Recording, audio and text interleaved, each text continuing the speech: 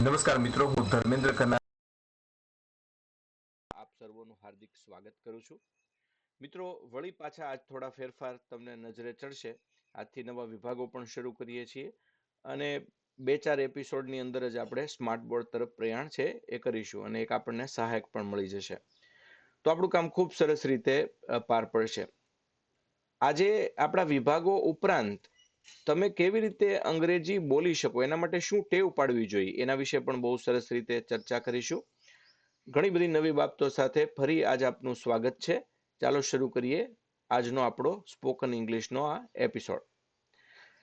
હવે જુઓ, સૌથી પહેલા મને એવું લાગ્યું કે આપણે છે એ કેટલીક બાબતો તમને જણાવવી જોઈએ અને એ બાબતો અહીંયા ઇંગ્લિશ સ્પીકિંગ કોર્સની અંદર હું તમને હવે જણાવું છું. આજે માની લો કે પહેલો દિવસ તમારો છે આ પ્રક્રિયા માટેનો. તો હવે તમારે અંગ્રેજી બોલવા માટે કેવી રીતે પ્રયાસ કરો તો તમને બહુ ઝડપથી સફળતા મળે. તો દાખલા તરીકે તમે પથારીમાંથી ઉઠો છો, તો I have got up now, જો હવે હું ઉઠી ચૂક્યો છું. I am getting off the bed, જો હવે હું પથારીમાંથી ઉતરી રહ્યો છું. What is the time right now, અત્યારે કેટલા વાગ્યા છે? ઇટ્સ 6:42. કે બીજો જે કાંઈ સમય હોય. પછી તમે આ તમારે ખાલી આમ મનમાં નથી બોલવાનું, જોરથી બોલવાનું છે. દાખલા તરીકે ઉઠ્યા તો એમ બોલવાનું I have got up now. પછી I am getting off the bed, હું પથારીમાંથી ઉતરું છું. What is the time right now, it's 6:42. એટલે તમને કોઈ પૂછશે ને, why are you mumbling right now, આવું તું કેમ બડબડ કરે છો? તો તમારે કહેવાનું, actually I am learning English nowadays, so sir has told me to mumble like this. અત્યારે હું અંગ્રેજી શીખું છું ને એટલે મને સરે આવી રીતે મમ્બલ એટલે ગણગણવાનું કીધું છે. આવી રીતે આખો દિવસ વિચારો, અત્યારે હું શું કરું છું? I am taking bath now, I am running now, I am combing my hair now, drink a glass of warm water with lemon, spend 5 minutes in quiet meditation, I have balanced breakfast. જે કાંઈ તમે જે કરો ને ક્રિયા એ બોલો. આનાથી અંગ્રેજીની habit પડશે. ગુજરાતીમાં નહીં, અંગ્રેજીમાં જ બોલો. તમે કે અમને ન આવડે તો જેવું આવડે એવું બોલો. I have got up now, I get up now, જે કાંઈ બોલો. I am getting up now, I am getting off the bed, what is the time right now, where is my brush, here is my brush, here is the toothpaste, now I am taking toothpaste, now I have put on toothpaste on the brush, now I am brushing my teeth, what will I do now, now I will take my breakfast.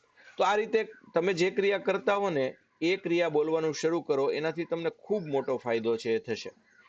અંગ્રેજી વિચારવાની habit તમે પાર પાડશો ને એટલે તમારું અંગ્રેજી spoken છે ખૂબ સારું થઈ જશે. તો એના માટે આ હેબિટ આજથી જ વિકસાવો.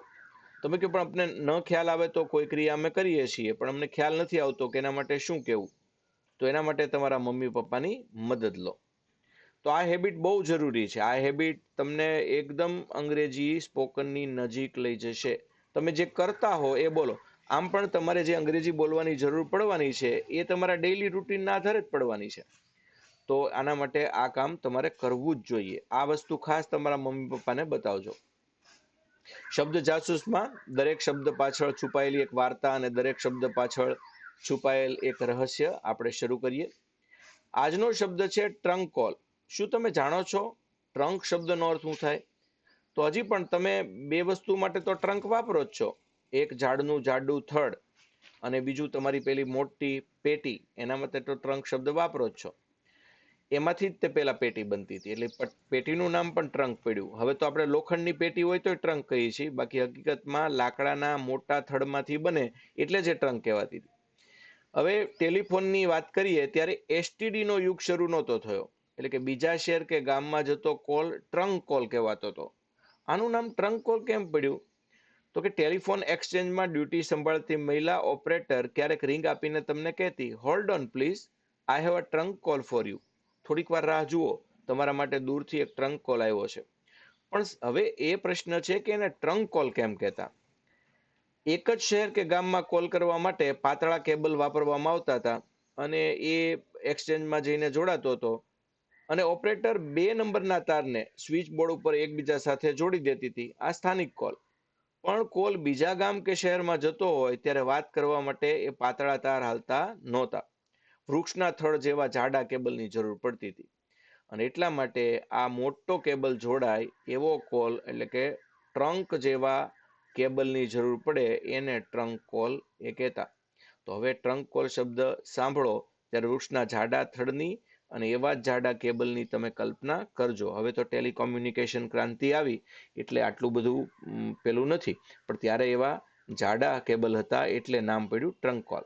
અહીંયા જુઓ દાદાજી ટ્રંક કોલની સફર છે એ દીકરીને સમજાવે છે અને ઓલો જૂના જમાનાનો ટેલિફોન એની બાજુમાં પડ્યો છે.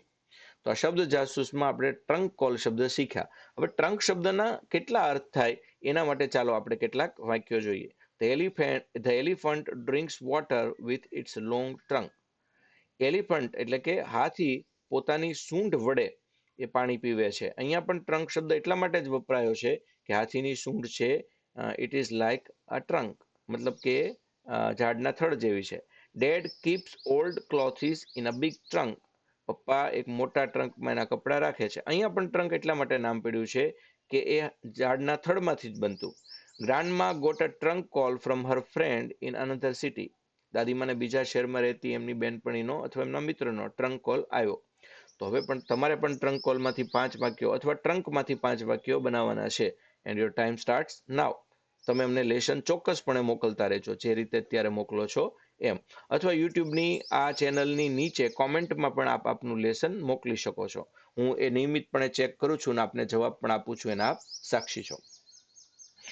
બોલો ધડાધડ. આજે આપણે કમાન્ડ શીખવાના છે. તેને બહાર મોકલો. Send him out. Send him out કોને કહી શકે? તો દાખલા તરીકે તેને બહાર મોકલો. તમે કપડાં ચેન્જ કરતા હોય ત્યારે કોઈ નાનું છોકરું હોય કે કોઈ અન્ય વ્યક્તિ હોય તો તમે કહેશો સેન્ડ હિમ આઉટ. બરાબર. પ્રિન્સિપાલ આવીને કોઈ છોકરો તોફાન કરતો હશે તો કહેશે સેન્ડ હિમ આઉટ. તમે મિત્રને રમવા બોલાવવા જતા હો તો એના મમ્મીને કહો સેન્ડ હિમ આઉટ, એને બહાર મોકલો. તમે હોળી માટે જ્યારે રંગવા જાઓ ત્યારે પણ તમારા મિત્રના મમ્મીને કહેશો send him out. No he will not come, he is afraid of you. Oh I am very sorry but I will not make any harm to him. તો આ કંઈ પણ તમે આવી રીતે શરૂ કરી શકો. તેઓને રૂબરૂ મળો. મીટ ધેમ ઇન પર્સન એટલે ફોન પર નહીં પણ સામે ઊભા રહીને વાત કરવી. I have one application in your office. Please meet the sir in person. એટલે કે સાહેબને પર્સનલમાં મળો. Meet them in person. તો એમને રૂબરૂમાં મળો. એક કરતાં વધુ વ્યક્તિ પણ હોય. Meet him in person પણ હોઈ શકે. બોર્ડ આખું હોય તો meet them in person હોઈ શકે. Sure, I will meet them tomorrow. That would be very fine. Thanks for your help. You are welcome. તો આ રીતે આખો ડાયલોગ બની શકે. સરનામું નોંધ કરી લો. Not the address. Not the address. I'm going to speak my address, not the address. Behind Ice Hospital, Gayatri Society. તો આ રીતે Savarkundla. You can tell your address, not the address. Pay the bill. Tomorrow I will pay my bill. અથવા mummy છે એ બજારમાં જઈને કોઈ ચૂકવી આવવાનું કે pay the bill to the grocery shop. આ પેલી કરિયાણાની દુકાને જઈને બિલ આપી આવો. Sure, mummy, I will go. Pay the bill. Today it is not possible because I have much homework. Okay. Will you go tomorrow? Yes, I will. તો આ રીતે pay the bill શબ્દ યાદ રાખો. તમે હોટલમાં જમી લ્યો પછી પપ્પાને કહો pay the bill. બરાબર. અને જો તમે આપવાના હો તો તમે કહો I will pay the bill. તમે કમાવા માંડ્યા હો તો તમે પણ કહી શકો. અને તમે સ્પોકન અંગ્રેજી સારું કરી લેશો તો પપ્પાને તમે જ કહેશો I will pay the bill. પણ એના માટે તમારું સ્પોકન મજબૂત બનાવો. તેને શહેરમાં ફરવા લઈ જાઓ. Take him and show him around the city. Take him and show him around the city. ક્યારે તમે દાખલા તરીકે મામાને ઘેર ગયા હોય તો મમ્મી મામાને કહેશે take him and show him around the city. બરાબર. તમે એને ઘૂમવા લઈ જાઓ. That is very nice idea. Uncle please will you do this? Yes I will. Thank you very much. So nice of you. You are welcome. Throw it out. કોઈ પણ કચરો છે એ બહાર ફેંકવા માટે throw it out. Throw garbage out. Throw trash out. બરાબર. કંઈ પણ throw this paper out. Throw this pen out. No, I will not throw. Why? Because it is useful. What will you do with this? I will make a showpiece with it. Wow, that's very great idea. You are a very good craftsman. Yes, I am. Let me see that. Yes, you are welcome. And you also learn. And from nowadays, you will also not throw anything like this. Sure. તો આ રીતે કંઈ પણ dialog તમે બનાવી શકો. તેને તમારી સાથે લઈ જાઓ. Take him with you. જો નાના ભાઈને સાથે લઈ જાઓ, બરાબર એ રીતે ટેક હિમ વિથ યુ. આમ તો મોટી બેન કે મોટા ભાઈને નાનાને રમાડવા ન ગમતા હોય ત્યારે આપણે કેવું પડે take him with you. No I will not take him with me. Why? Because he is very mischievous. He beats my friends. Say sorry to your elder brother. Sorry, I will not beat them. Okay, then come with me. Thank you. You are welcome. Take these pills for 3 days. Doctor કહે છે એમ 3 વખત આ take these pills for 3 days. With hot water or with cold water. You can take it with cold water. After meals or before meals. You have to take it after meals. Thank you, doctor. You are welcome. ઊંચા અવાજે વાંચો. Read aloud. Read aloud. Ma'am, there is a problem in my throat, so I can't read aloud. Oh, sorry. Read aloud. Yes, ma'am. I'm doing that.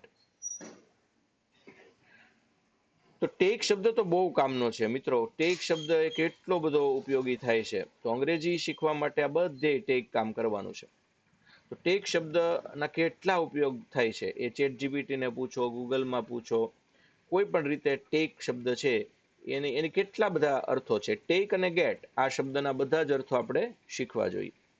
અહીંયા Doraemon તમને શીખવાડે તો કેવી મજા આવે. જો send him out but I don't want to go.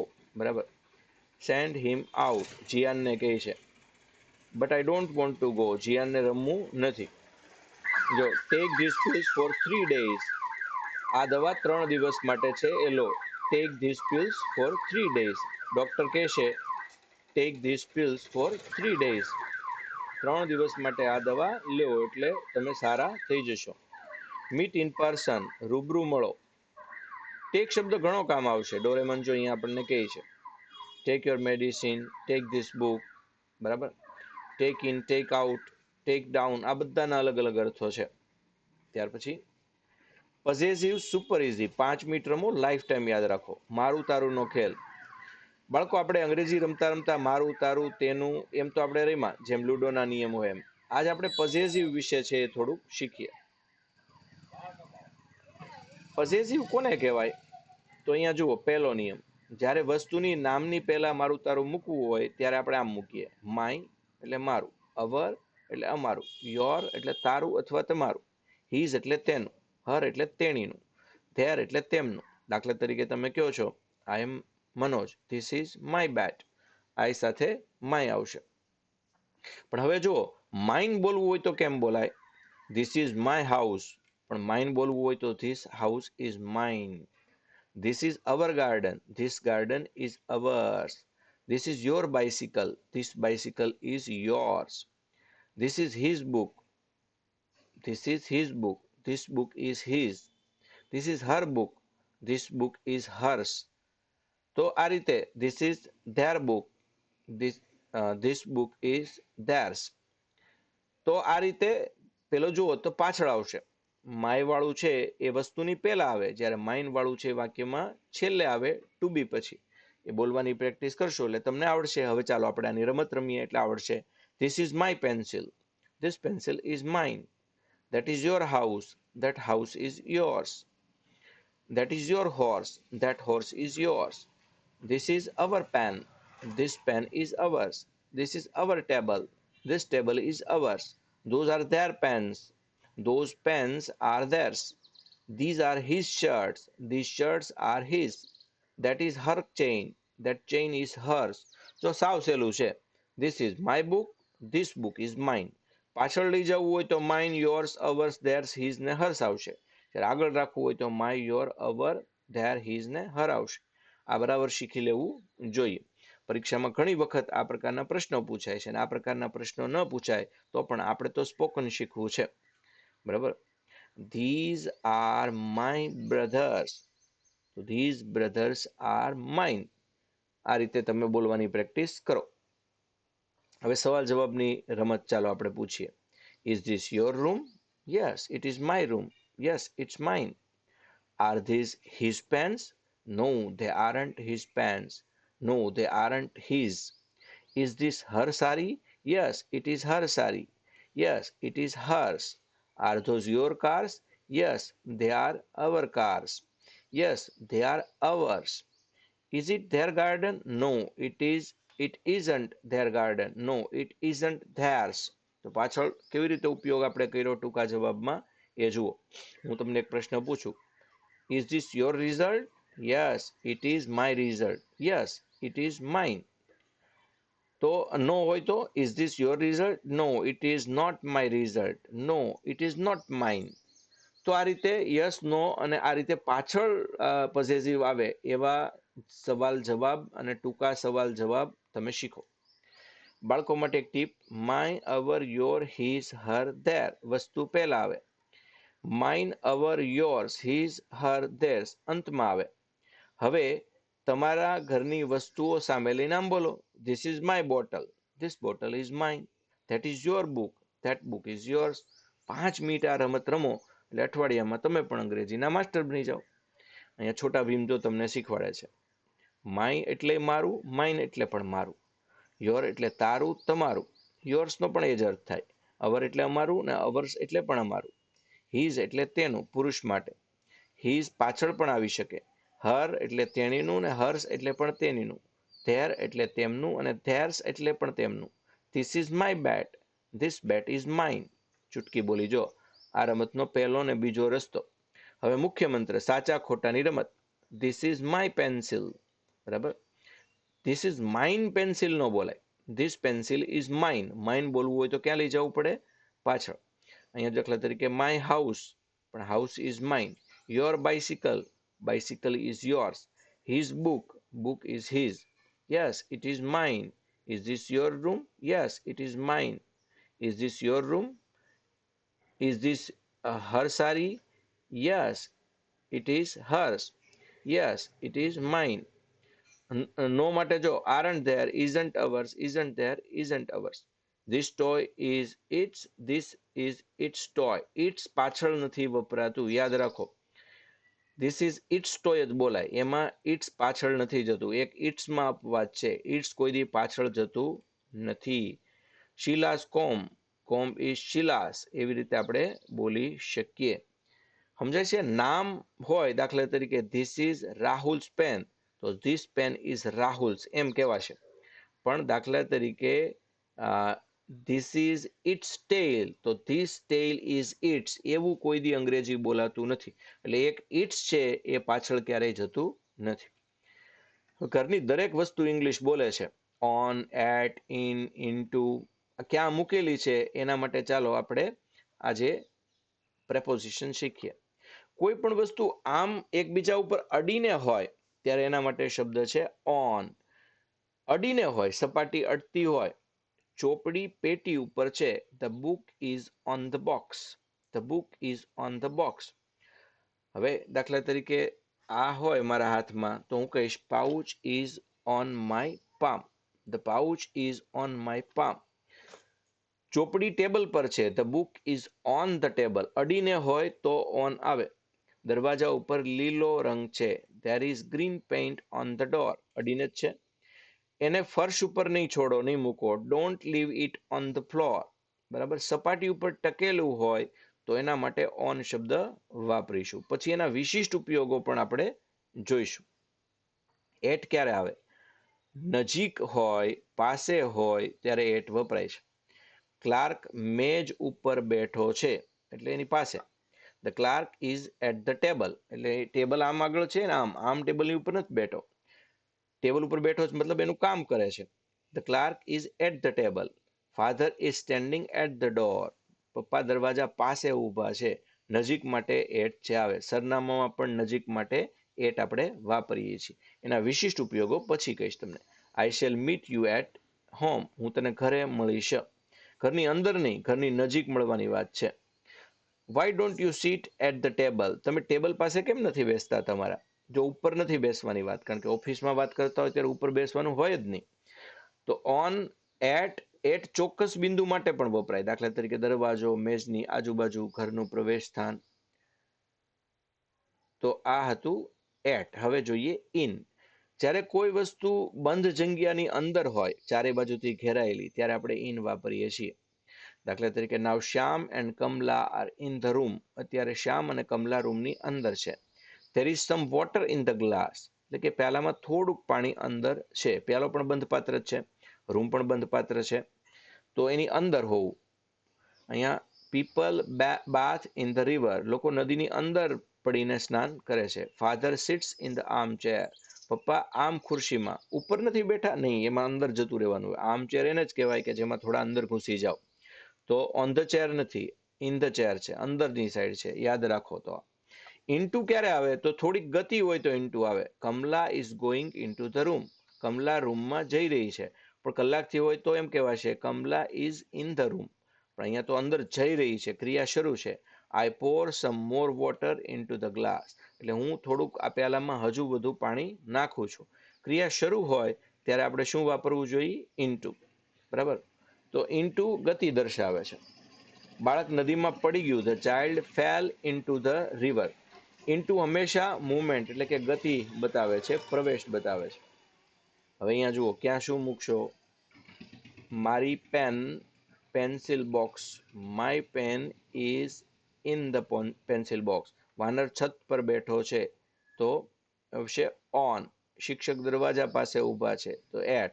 ખિસકોલી છે એ pole એટલે કે એના બિલમાં ઘૂસી ગઈ, તો ઇન્ટુ આવશે. અહીંયા મેં ગુજરાતી વાક્યો મૂક્યા છે, હવે તમારે એનું અંગ્રેજી કરવાનું છે. દાખલા તરીકે my pencil is in the pencil box. બાકીના ત્રણનું વાનર છત પર બેઠો છે, શિક્ષક દરવાજા પર પાસે ઊભા છે, અને ખિસકોલી બિલમાં પોલમાં ઘૂસી ગઈ છે. તો તમારે આ ત્રણનું અંગ્રેજી બનાવી અમને મોકલવાનું છે. હું થોડાક બોનસ વાક્ય આપું. The cat jumped on to the chair. જો અહીંયા ઓન ટુ કેમ આવ્યું? કારણ કે ગતિ છે. ઓન નહીં, on to the chair. The sweets are inside the fridge. મીઠાઈ ફ્રીજની અંદર છે, inside. I shall sit with you in the bus. હું તારી સાથે બસમાં બેસીશ. અહીંયા ઇનસાઇડ કયો ત્યારે અંદર ક્યાંક. ઇન ખાતરી વાળું છે, ઇનસાઇડ થોડું ખાતરી વગરનું છે. ત્યાર પછી હવે આપણે ડાયલોગ શીખીએ. અહીંયા રાહુલ અને નેહા છે એ ડાયલોગ બોલે છે. Rahul: does Nikhil study? Neha: yes he does. Does he study in a school? No, he studies in a college. Where does he live? He lives in Kalol. Does he live in a hostel? No, he doesn't. Then where does he live? He lives in a flat with his family. Do they like their flat? Yes, they do. What is he doing now? He is going to his college. તો કેટલો સરસ નાનો એવો dialog છે. તમે mummy papa સાથે બોલજો. Does Nikhil study? Yes, he does. Does he study in a school? No, he studies in a college. Where does he live? He lives in Kalol. Does he live in a hostel? No, he doesn't. Then where does he live? He lives in a flat with his family. Do they like their flat? Yes, they do. What is he doing now? He is going to his college. તો કેટલો સરસ dialog છે. તમે બે ચાર વાર બોલશો તમને કોઈ વિશે પૂછપરછ કરવામાં કેટલી બધી સહાય મળી શકે એમ છે. અહીંયા જુઓ, અહીંયા ઓન, ઇન, એટ હમણાં થોડી વાર પહેલા જોયું. ઓન એટલે સપાટી પર, ચોપડી પેટી પર છે. The book is on the table. દરવાજા ઉપર લીલો રંગ છે. There is a green paint on the door. The book is on the table. Don't leave it on the floor. Don't leave it on the floor. પાસે માટે જો, clerk મેજ પાસે બેઠો છે. The clerk is at the table. પિતાજી દરવાજે ઊભા છે. Father is standing at the door. I shall meet you at home. meet at home, sit at the table.